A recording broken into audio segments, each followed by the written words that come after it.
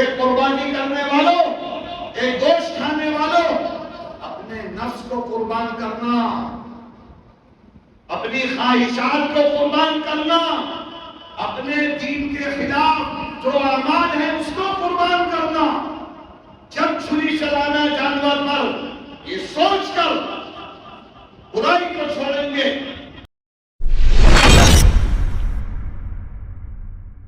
بسم اللہ الرحمن الرحیم۔ الحمد لله نحمده ونستعينه ونستغفره ونؤمن به ونتوكل عليه ونعوذ بالله من شرور أنفسنا ومن سيئات أعمالنا، من يهده الله فلا مضل له ومن يضلله فلا هادي له، ونشهد أن لا إله إلا الله وحده لا شريك له، ونشهد أن سيدنا ونبينا وحبيبنا وشفيعنا محمد صلى الله عليه وسلم عبده ورسوله، أما بعد فأعوذ بالله من الشيطان الرجيم، بسم الله الرحمن الرحيم، إن الذين آمنوا وعملوا الصالحات أولئك هم خير البرية، جزاؤهم عند ربهم جنات عدن تجري من تحتها الأنهار خالدين فيها أبدا، رضي الله عنهم ورضوا عنه، ذلك لمن خشي ربه۔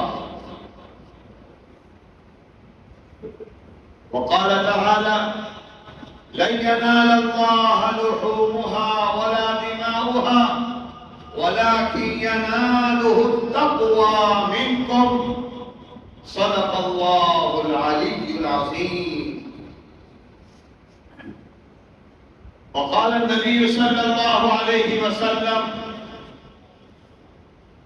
من وجد سعة فلم يضحي فلا يقربن مصلانا، وقال النبي صلى الله عليه وسلم: إن الله لا ينظر إلى صوركم وإلى أجسامكم ولكن ينظر إلى قلوبكم، أو كما قال صلى الله عليه وسلم۔ محترم حضرات، دینی اور ایمانی بھائیوں، اللہ تبارک و تعالی نے ہدایت کے لیے، ہمیں سیدھے راستے پر چلانے کے لیے قرآن کریم جیسی عظیم کتاب دی ہے، جو آسمانوں کے اوپر سے اتاری گئی ہے، اللہ کی کتاب ہے، اور اس کو سمجھانے کے لیے، اس کتاب پر عمل کرانے کے لیے، اس کی تشریح کرنے کے لیے اللہ نے اپنا آخری لاڈلا نبی، جس کو خاتم النبیین بنا دیا، سید الاولین والآخرین، سارے نبیوں کے سردار حضرت محمد مصطفیٰ صلی اللہ علیہ وسلم کو بھیجا۔ آپ نے 23 سال، 13 سال مکے میں، 10 سال مدینے میں قرآن کی تشریح زبان سے بھی کی، عمل سے بھی۔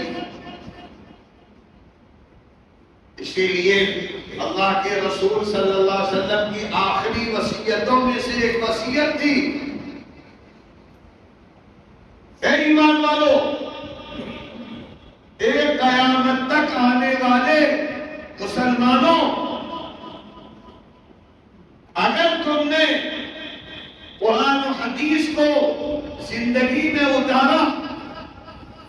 اگر تم نے ایک ہاتھ میں قرآن ایک ہاتھ میں احادیث نبویہ لی اور زندگی کو آراستہ کیا تو دنیا کی کوئی قوم تمہارا بال پیکا نہیں کر پائے. لن تضلوا، کبھی گمراہ نہیں ہوگے، کوئی تم کو نقصان نہیں پہنچا پائے گا. ایسی سچی نصیحت خیر خواہی ہمارے نبی پاک صلی اللہ علیہ وسلم جن کا ہم نام لیتے ہیں، ان کا نام آ جائے تو ہاتھوں کو چومتے ہیں، آنکھوں پہ لگاتے ہیں، اور جو اصل کرنے کا کام ہے عمل وہ نہیں کر رہے. یہ کون سا دین ہے؟ چومنے والا، چاٹنے والا. کہیں اللہ نے یہ نہیں کہا ہے کہ ہاتھ پیر چوم لو تو دین آ جائے گا. بار بار اللہ نے کہا ہے ایمان و عمل. ایمان لاؤ سچا اور ایمان کے تقاضوں کے مطابق عمل کرو.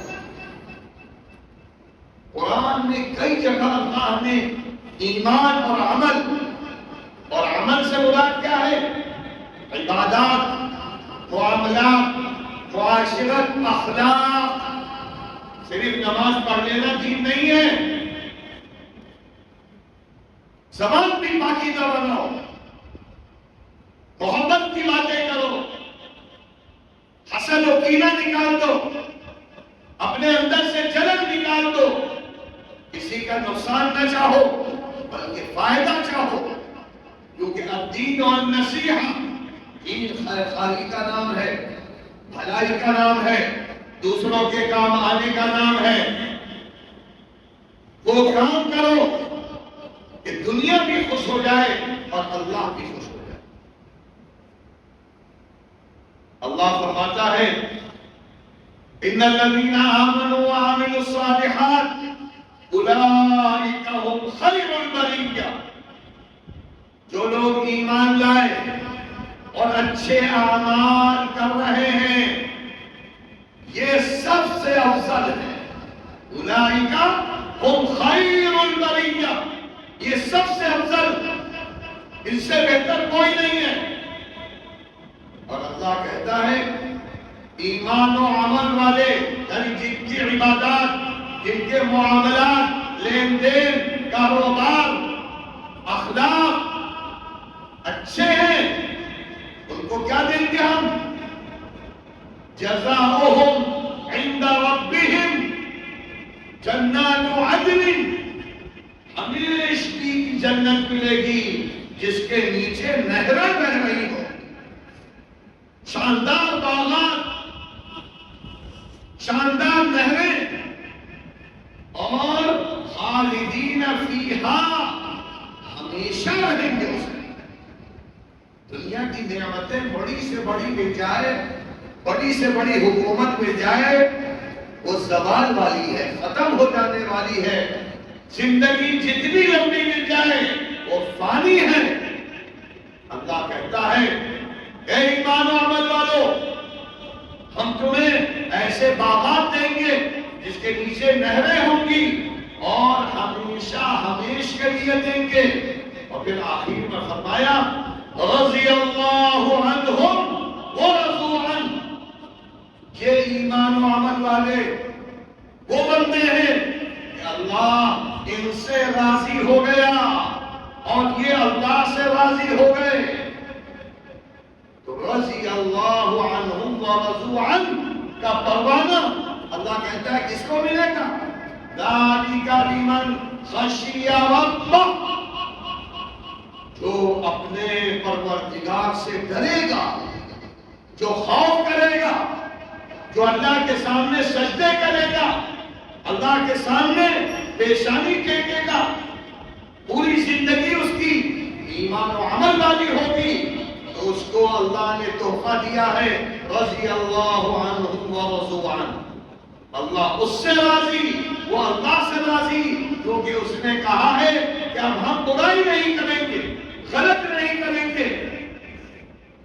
یہی ایمان و عمل جب صحابہ میں پیدا ہوا تو وہ بھی رضی اللہ عنہم و رضوا عنہ بن گئے۔ جس ایمان والے میں یہ ہوگا وہ رضی اللہ عنہم و رضوا عنہ ہوگا۔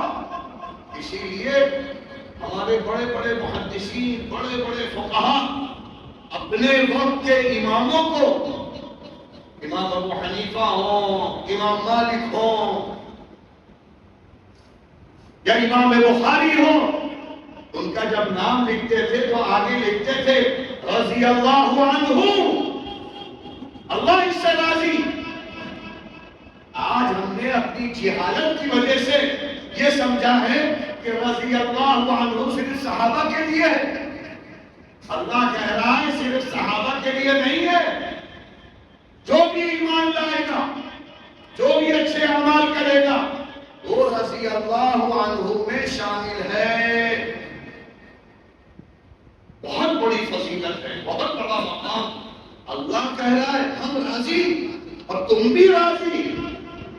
تو کہیں اللہ نے فرمایا ان الذین آمنوا وعملوا الصالحات سيجعل لهم الرحمن ودا، جو ایمان اور عمل کے ساتھ دنیا میں زندگی گزارے گا، منمانی نہیں کرے گا، قرآن دیکھ کر، احادیث سمجھ کر عمل کرنے کی کوشش کرے گا، تو اللہ کہتا ہے ہماری اس سے دوستی ہو گئی، اللہ کا دوست۔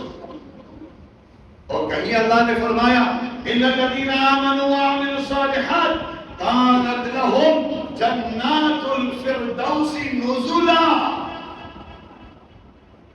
وہ لوگ جو ایمان لائے اور اعمال صالحہ کیا تو ان کو جنت الفردوس ملے گی۔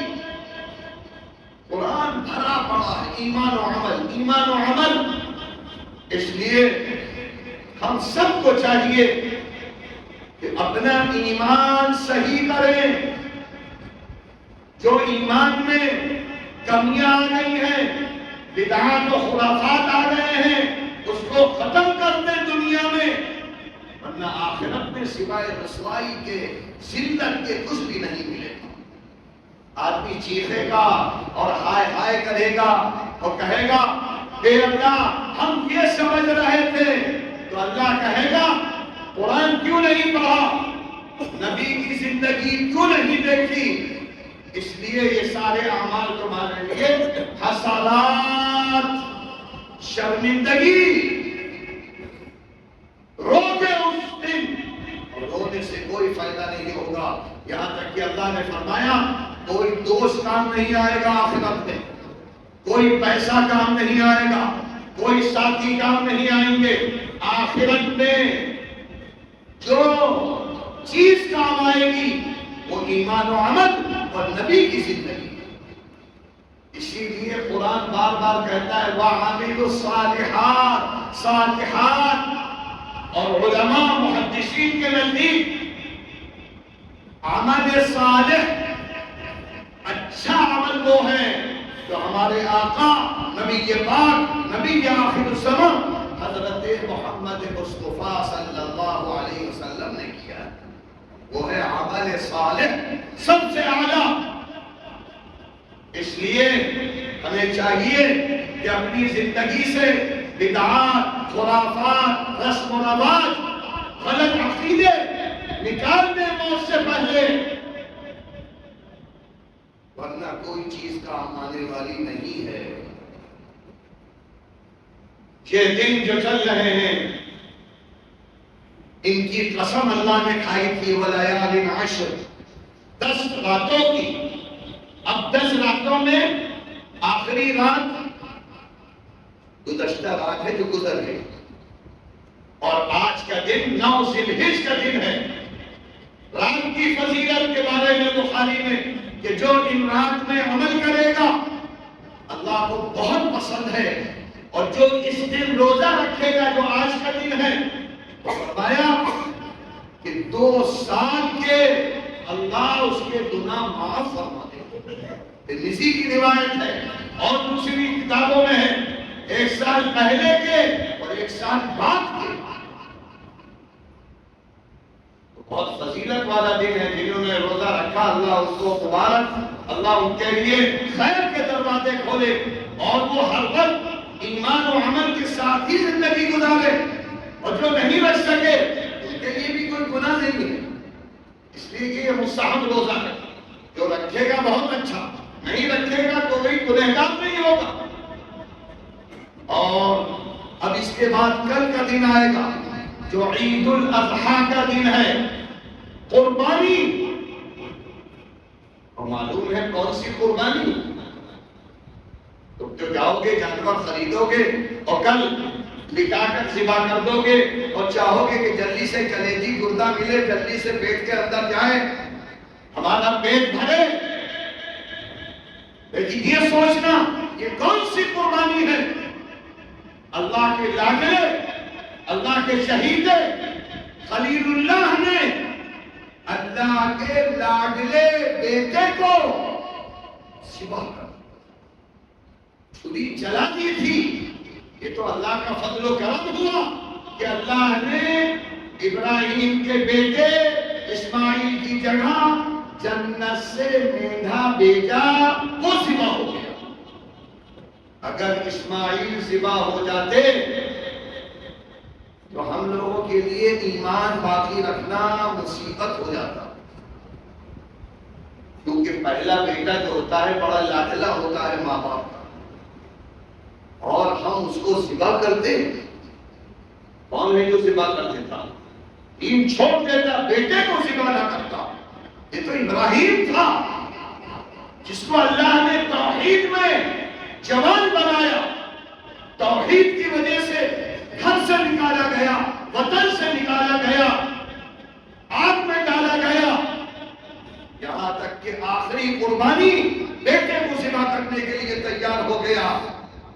اس میں سبق ہے ایک قربانی کرنے والوں, ایک گوشت کھانے والوں, اپنے نفس کو قربان کرنا, اپنی خواہشات کو قربان کرنا, اپنے دین کے خلاف جو اعمال ہے اس کو قربان کرنا.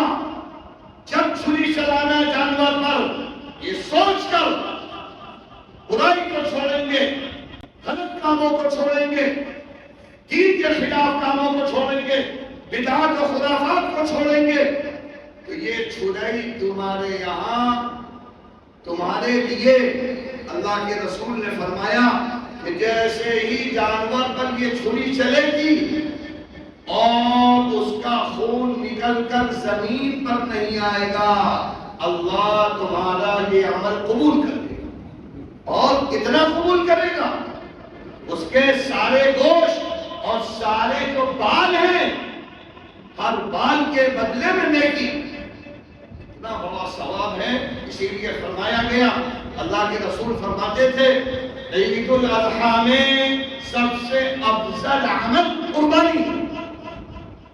لہذا ہر آدمی کو چاہیے جس کو اللہ نے کچھ پیسہ دیا ہے, اور فرمایا کہ جو مالک نصاب ہو, اور مالک نصاب کا مطلب 52.5 تولہ یا 87.5 گرام سونا یا 612 گرام چاندی کے بقدر پیسہ ہو. یعنی تو روزانہ گھٹا بڑھتا ہے 40,000 35,000 جو بھی قیمت ہو اس کی سونے کی. اتنا پیسہ اگر کسی کے پاس ہے, یا اس کے پاس گھر گھرستی کا سامان بہت ہے, گاڑیاں ہیں اور کپڑے ہیں, گھر بھرا ہوا ہے سامان سے, تو اس کے اوپر بھی واجب ہو جاتی ہے احناف کے یہاں. اس لیے ہر شخص کو اپنے گھروں کا, اپنی چیزوں کا جائزہ لے کر یہ قربانی کا عمل کرنا چاہیے کہ ابراہیم نے بھی کی تھی.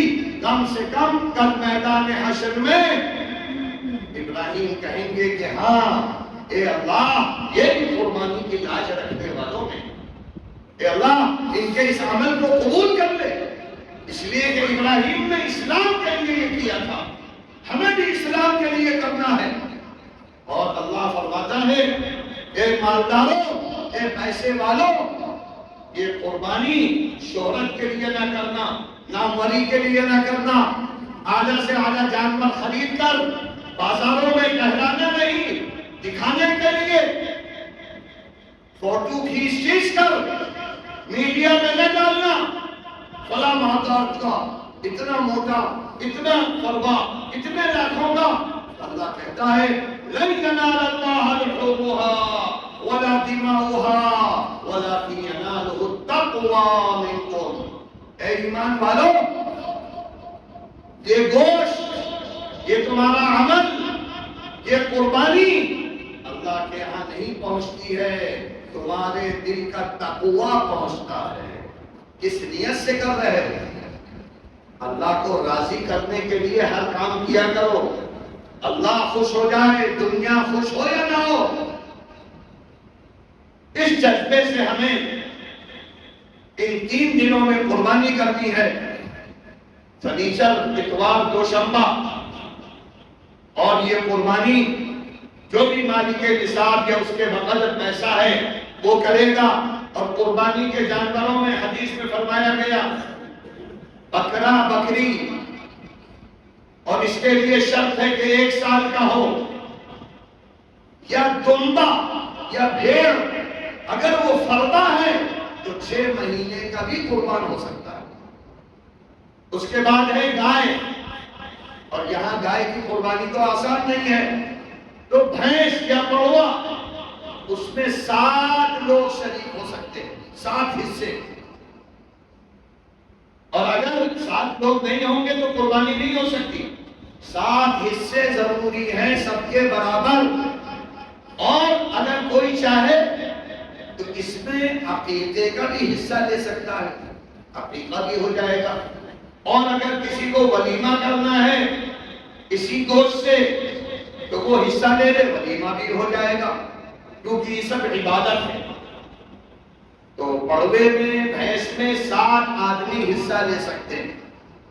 اور اونٹ کے لیے فرمایا کہ 5 سال کا ہو جائے گا، اس میں بھی 7 آدمی شریک ہو سکتے ہیں۔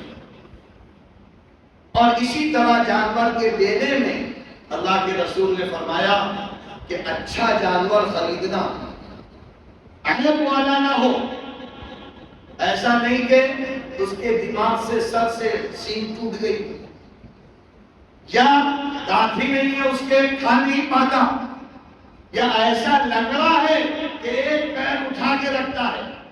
اگر پیر، چاروں پیر زمین پر پڑتے رہیں تو اس کی قربانی ہو جائے گی، لیکن ایک پیر اٹھا رہتا ہے، 3 پیر پر چلتا ہے تو اس کی بھی قربانی نہیں۔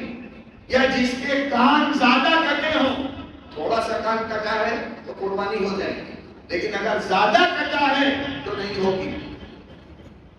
اسی طریقے سے اور بھی احکامات قربانی کے سلسلے میں ہیں۔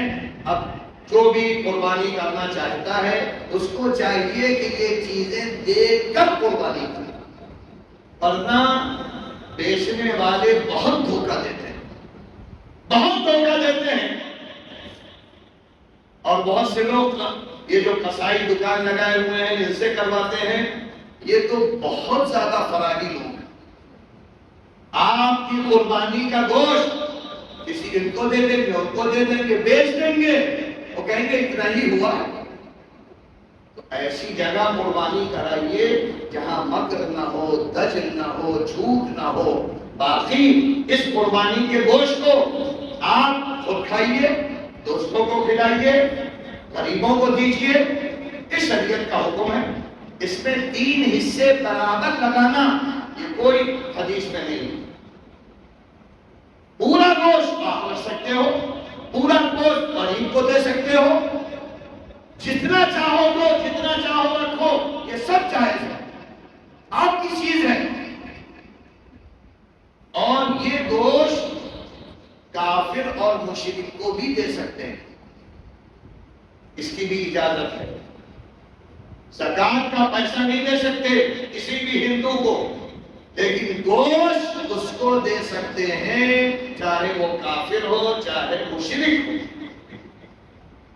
یہ بنیادی چیزیں ہم کو اپنے ذہن میں رکھنا چاہیے، اور یہ 3 دن وہ ہیں جس میں زیادہ سے زیادہ قربانی کے ساتھ لوگوں سے ملنا جلنا کھانا کھلانا، کیونکہ ایام اکل و شرب ہے، یہ محبت بڑھانے کے ذریعے یہ ہمیں کرنا چاہیے۔ اور اسی کے ساتھ ساتھ ہر نماز کے بعد آج صبح سے تکبیرات شروع ہو گئی جو 13 تاریخ کی عصر تک چلیں گی۔ اللہ اکبر لا الہ الا اللہ واللہ اکبر وللہ الحمد، یہ ہر فرض نماز کے بعد ایک مرتبہ کہنا واجب ہے، مرد کے لیے بھی عورت کے لیے بھی، اس لیے کہ یہ علامت ہے اس بات کی کہ دنیا میں جو اللہ نے مکہ بنایا کعبہ بنایا، آج وہ لبیک اللہم لبیک سے گونج رہا ہے۔ اس لیے اللہ کی آواز ہر در و دیوار کو سنا، اسی لیے حکم ہے کہ جو بھی عید الاضحیٰ کی نماز پڑھنے آئے گھر سے، اس کو چاہیے کہ گھر سے نکلے تو اللہ اکبر بلند آواز سے کہتا ہوا نکلے۔ عید الاضحیٰ میں یہ الفاظ گلی میں کوچوں میں سڑکوں پر بلند ہو جائیں کہ عظمت اللہ کی ہے، جو مکے میں آواز بلند ہو رہی ہے وہ ساری دنیا میں بلند ہو جائے۔ اور جب عید پڑھ کے جاؤ تو بھی یہ الفاظ کہتے ہوئے واپس جاؤ، ایک راستے سے آؤ دوسرے راستے سے گھر جاؤ، تو یہ مسنون عمل ہے۔ اسی طرح ایک سنت یہ بھی ہے کہ عید الاضحیٰ میں صبح ساجد کے بعد قربانی تک کوئی چیز نہ کھاؤ، اپنی قربانی کا گوشت کھاؤ۔ عید پڑھنے آؤ تو کھاؤ نہیں کچھ، لیکن اگر قربانی ہوتی نہیں یا معلوم ہے کہ قصائی آئے گا 12 بجے 2 بجے تو بھوکے مرو بھی نہیں کھا سکتے ہو، لیکن سنت یہ ہے کہ جلدی قربانی کرو۔ اسی لیے یہاں بھی نماز عید الاضحیٰ کی 7 بجے رکھی گئی ہے تاکہ جلدی سے لوگ نماز سے بھی فارغ ہوں اور پھر اس کے بعد اپنے اعمال کریں، قربانی کریں اور جو اس سے متعلق چیزیں ہیں وہ کریں۔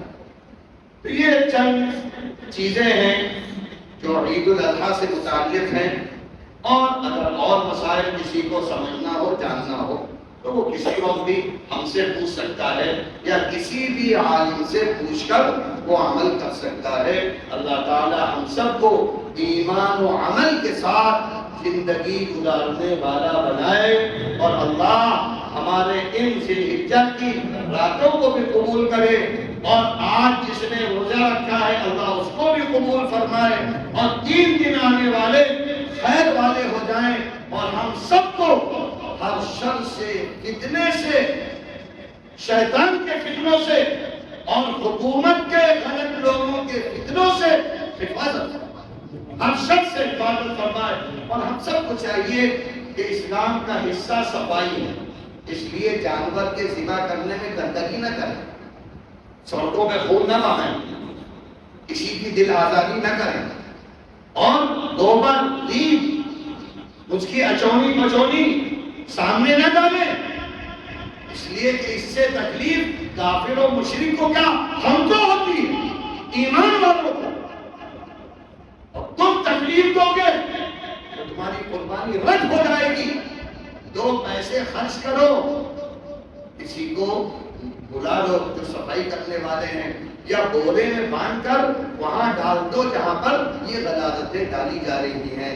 یہ اگر ہم کریں گے تو انشاءاللہ اللہ کے یہاں سرخرو ہوں گے، ہماری قربانی بھی اللہ تعالیٰ کے ہم مقبول ہو۔ اللہ تعالیٰ ہم سب کے ان دنوں کو قبول فرمائے، اور اے اللہ آج کے دن کی برکت سے اور عید الاضحیٰ کی برکت سے بہت سی ہماری بہنیں، بہت سی ہماری مائیں اور ہمارے سامنے بیٹھے ہوئے ہیں فیروز بھائی انجم، جن کی اہلیہ بھی بہت دنوں سے بیمار ہیں، اور بھی بہت سے لوگ ہیں جنہوں نے ہم سے کہا ہے اللہ تعالیٰ ان سب کو صحت کاملہ عاجلہ عطا فرمائے، ہر بیمار کو اللہ صحت عطا فرمائے، اور ان بابرکت دن اور راتوں کی برکت سے ہر پریشان حال کی اللہ پریشانی دور فرمائے۔ وآخر دعوانا ان الحمد للہ۔